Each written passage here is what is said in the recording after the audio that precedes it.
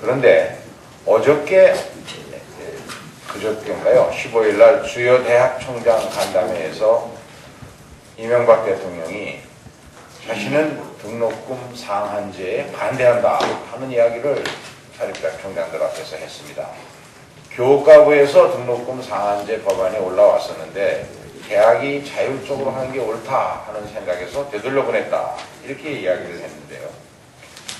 그런데 그걸 보니까 확실히 이명박 대통령이 취업 후 학자금 상한제도 한 것이 이게 정치적으로 무늬만 그린 것이지 본래 대학생들을 위하는 뜻은 없었구나 하는 생각을 금하지 않을 수가 없습니다. 왜냐하면 우리나라의 등록금이 그동안 어떻게 책정되었습니까? 대학이 일방적으로 불투명한 방법을 거쳐서 등록금을 책정해서 해마다 대학 분규의 주된 대상이 됐습니다. 그리고 그 등록금이 얼마나 올랐습니까? 2003년부터 2007년까지 통계를 봐도 물가 상승률의 3배나 올랐습니다. 이런 식의 물가 상승률보다 3배나 오르는 등록금을 그대로 놔두고 만일 융자 제도를 하고 융자를 못 갚으면 정부 재정이 다 갚아주는 이런 체제로 그냥 갔을 때 취업 후 학자금 상한제가 몇 년이나 지속될 수 있겠습니까? 그래서 여야가 고민을 거듭해서 등록금 상한제도를 도입했던 것입니다. 그런데 이명박 대통령은 지난 대선 과정에서 등록금 상한제보다 훨씬 강도 높은 등록금 반값을 공약으로 내세웠던 사람 아닙니까? 그래놓고 이제 와서 아주 느슨한 형태의 등록금 상한제 그것을 반대한다는 것이 더욱이 국회가 오늘 본회의 입법 처리를 앞둬놓고 있는데 여야가 어렵게 합의한 합의문의 잉크도 안 말랐는데 공개적으로 이런 이야기를 하는 것이 저는 대통령으로서 국회에 대한 올바른 태도가 아니라고 생각합니다. 대통령이 걱정할 일은 이 법에서 만들어 놓은 왜 우리 등록금이 이렇게 천정부지로 올랐습니까? 그리고 대학의 등록금 의존율이 OECD 평균은 25%밖에 안 되는데 우리는 무려 75%나 됩니다. 이것은 대학에 특히 사립대학에 대한 정부의 재정 지원이 OECD 국가의 절반도 안 되게 낮기 때문에 비롯된 겁니다.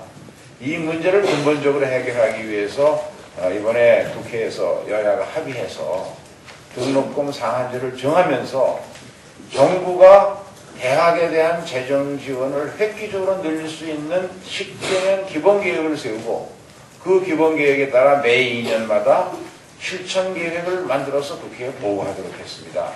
그러면 대통령은 의당 이 문제에 대해서 소신과 그리고 이것을 반드시 이행하겠다는 그 뜻을 밝혔어야 옳을 일이지 등록금 상한제를 반대한다는 그런 이야기로 자기 책임을 다하지 않고 이명박 정부가 내놓은 2010년도 예산에서 대학에 대한 재정 지원은 무려 4천억이나 줄어들었습니다. 이렇게 해가지고 우리가 21세기 이 지식 기반 사회에서 국제적 경쟁력을 갖춘 인재를 양성할 수가 있겠습니까? 이런 점에서 저는 한나라당 의원들에게 요구합니다. 한 분 한 분이 다 헌법기관으로서 자긍심을 가지고 있을 텐데 청와대 눈치 보지 마시고 오늘 여야가 합의한 등록금 상한제 본회의에서 통과시키고 앞으로 정부가 고등교육을 위해서 재정지원 법에 규정된 정신대로 아주 확실하게 획기적으로 늘려서 빠른 시간 내에 OECD 평균 수준을 달성할 수 있도록 함께 힘을 모아주시기 바랍니다. 어제 친노 국민참여당이 출범을 했습니다.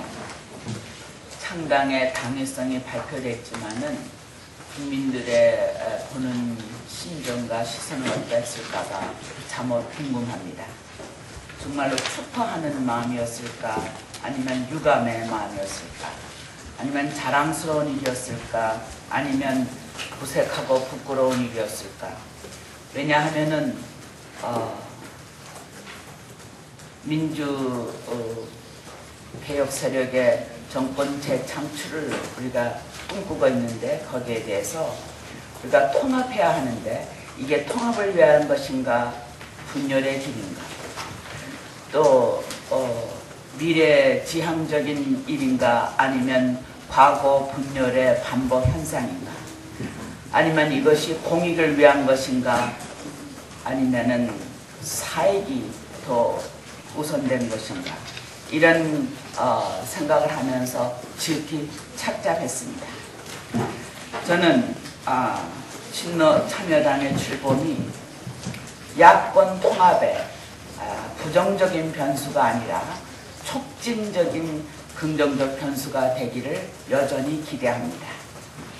왜냐하면 그렇지 않으면 새로운 출발이 불가능하기 때문입니다.